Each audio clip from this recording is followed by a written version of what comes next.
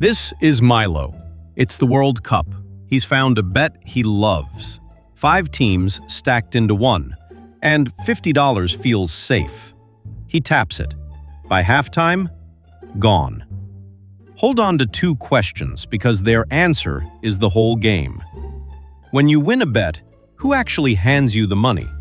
And where did Milo's 50 really go? The house always wins. You've heard it.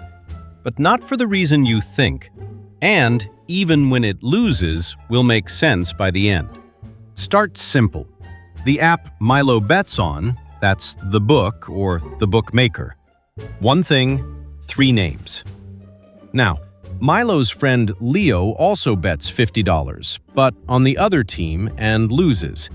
When Milo wins and the app pays him, that money isn't the book's, it's Leo's 50. That's all a book really is, a middleman. It takes everyone's money, pays the winners out of the losers' pile, and keeps a little. You're not betting against the company. You're betting against the other bettors. The book just holds the cash in the middle.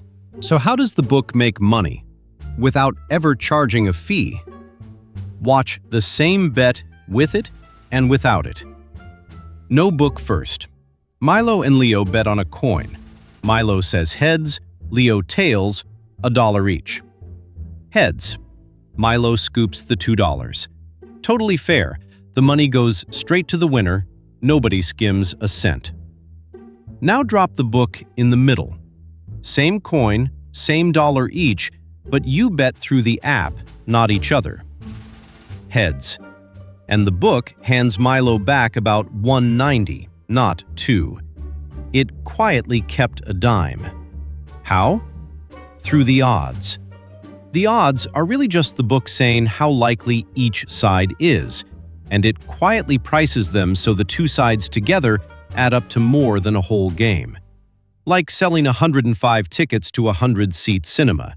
That impossible extra slice is the cut.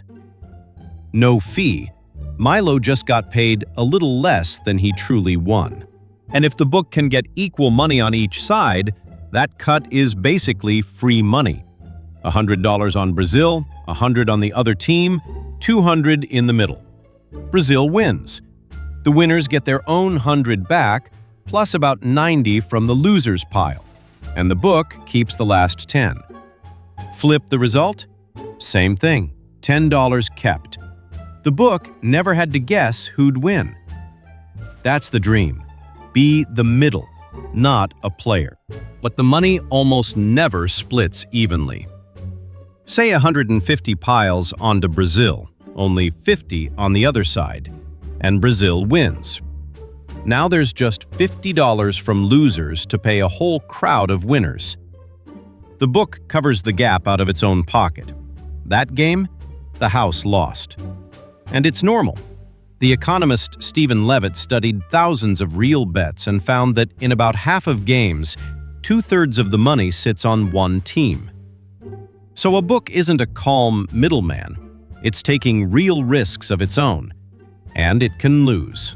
So the book protects itself, and remember, it can change the odds right up to kickoff. Move 1.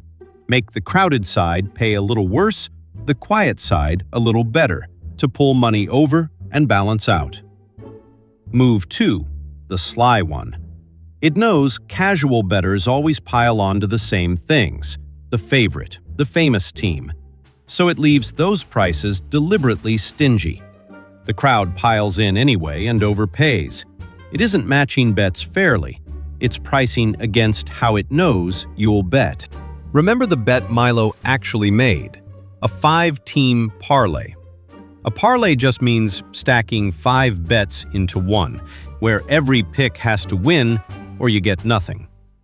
Milo takes Brazil, France, England, Spain, and Argentina, all to win. Here's why the book loves it.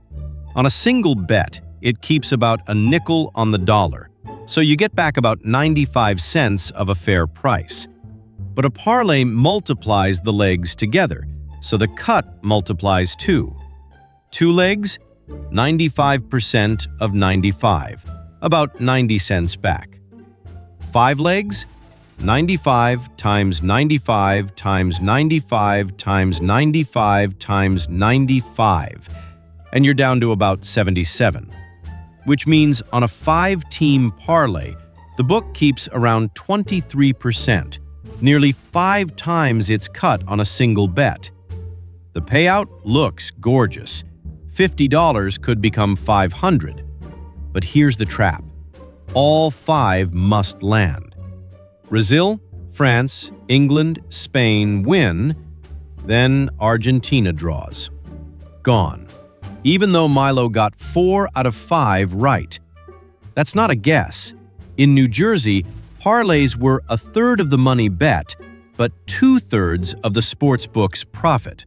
Put it together, the shaved odds, the tilted prices, the parlays, and across everything Americans bet last year, the house kept about 9 cents on every dollar. On Milo's 50, that's $4 or $5 gone before kickoff. Not bad luck, just a board priced so the crowd, on average, can't win. Maybe you're sharper than the crowd. A tiny few genuinely are. Sharps. But not by picking more winners. They bet only when the book's price is wrong, when it pays more than the true chance. And here's how you'd even know you're good. The price drifts right up to kickoff, settling at its sharpest, truest number, the closing price. If you keep getting in at a better price than where it closes, you spotted value before the market did, and that's repeatable, unlike luck. The best are quiet machines. Tony Bloom's Star Lizard reportedly makes around £600 million a year. A maths whiz named Bill Benter turned $150,000 into about $1 billion on horse racing. So what happens when you actually win? They throw you out. Britain's gambling regulator checked nearly 15 million accounts. Of the customers the books had restricted, limited, or shut down, 47% were winning. Of everyone else, 25%. You're not cut for cheating. You're cut for being good. It's the only casino on earth where beating the game gets you ejected. And it's a choice. One book, Pinnacle, does the opposite and welcomes them. So, lose, you pay. Win, you're out. A machine that cannot lose. Except, the book isn't even keeping all of Milo's 50. Watch where the rest goes. To run a bet, especially a live one placed during the match on the very next goal, the book needs something it doesn't own. Data. The exact instant a goal goes in. That live feed is controlled by just 2 firms, Sport Radar and Genius Sports. No feed, no live betting. So a slice of every bet goes to them, and what they really sell is getting it to the book a half second before anyone else. And who owns those data firms? The leagues. When the NFL handed Genius its data rights, it didn't just take a fee, it took stock. The NFL is now Genius's single biggest shareholder. So the league's own share price climbs every time you bet on its games. The referee owns a piece of the casino. For years, FIFA called betting a threat to football. Then, for this World Cup, it quietly became a seller. For the first time ever, selling the official betting feed on all 104 matches.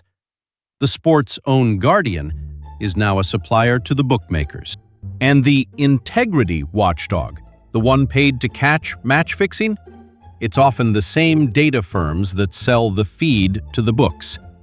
A conflict critics have warned about for years.